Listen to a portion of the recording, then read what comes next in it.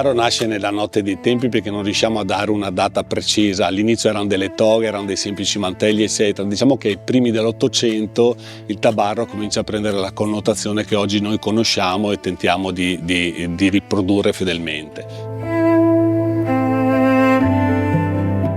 Si intreccia con la storia della mia famiglia perché il mio padre aveva questo ricordo indelebile dei nonni, un commerciante di bestiame e un produttore di saggine, che vestivano il tabaro abitualmente ed era un capo a lui molto, molto riconosciuto in famiglia.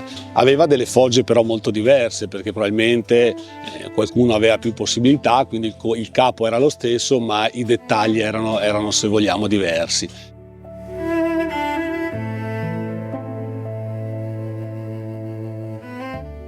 Quindi diciamo era un capo di uso comune e questo aveva fatto in modo che mio padre entrasse in simpatia a questo capo. Poi con lo svilupparsi dell'età si è reso conto che questo capo stava perdendo un po' l'uso e la memoria e lui molto abilmente ha capito che era importante recuperare, ossia perdere una tradizione come un capo di costume è un impoverimento culturale e territoriale che non voleva che ciò avvenisse e quindi ha cercato di recuperare quanti più tabari fossero possibili per cercare di studiarli, smontarli e provare a ricostruirli, perché la riproduzione fedele e riuscire a riportare e tramandare dalla storia il capo in maniera autentica era forse la missione più importante che voleva svolgere mio padre.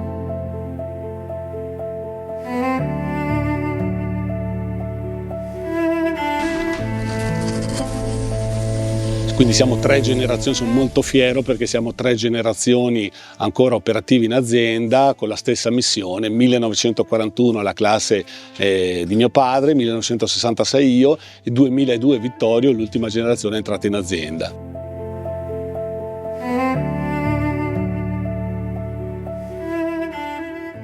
Un capo storico, un'azienda storica e anche fare il tabarro è un'arte totalmente manuale. Come viene fatto? Siamo sicuramente un'azienda storica perché credo di non conoscere un'altra azienda che produca il tabarro da oltre 50 anni. Un lavoro completamente manuale.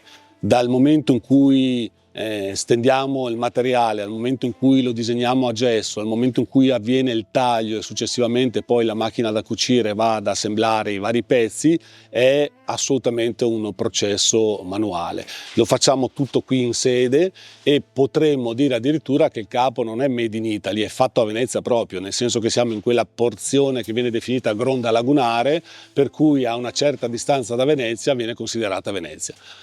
Oggi lo leggo moltissimo a Venezia perché è comune trovare ancora delle persone che lo vestono abitualmente a Venezia e questo per noi è motivo di orgoglio e anche motivo di ricerca perché spesso cerchiamo di capire come sono costruiti questi tabari che ancora viaggiano per Venezia con la persona che li porta, peraltro sempre in maniera molto, molto distinta. La storia del tabaro si lega a Venezia, ma soprattutto anche alla pianura padana, perché poi ci sono diciamo che più saliamo verso il Trentino e più poi diventa cappa, poi si trasforma anche in loden. Invece da noi, sulle basse di Ferrara, le zone emiliane, tutta la pianura padana era un capo di uso comune. Il tabarro è forse l'indumento più democratico che io conosca, nel senso che lo vestiva il gendarme e lo vestiva il brigante, quindi sostanzialmente stiamo parlando dello stesso capo.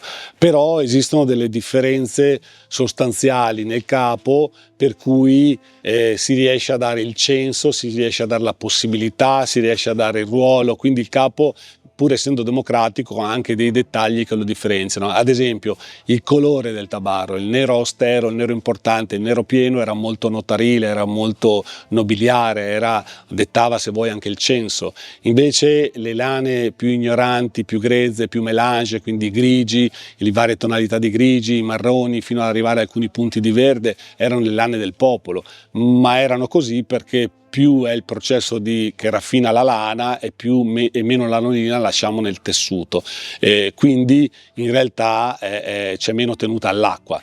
e il tabarro era anche un capo da gran lavoro, quindi chi lo adoperava quotidianamente doveva doveva mantenere una certa termicità, essere impermeabile per resistere anche agli strattoni.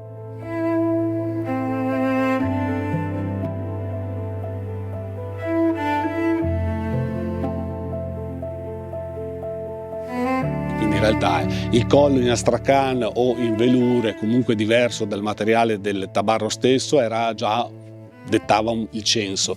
Il collo dello stesso materiale del tabarro significava probabilmente non c'era la possibilità ma anche l'alamaro di chiusura in argento era ovviamente un dettaglio, un accessorio che dava più importanza al tabarro. Il semplice gancio, come viene definito, era invece la versione, chiamiamola basica.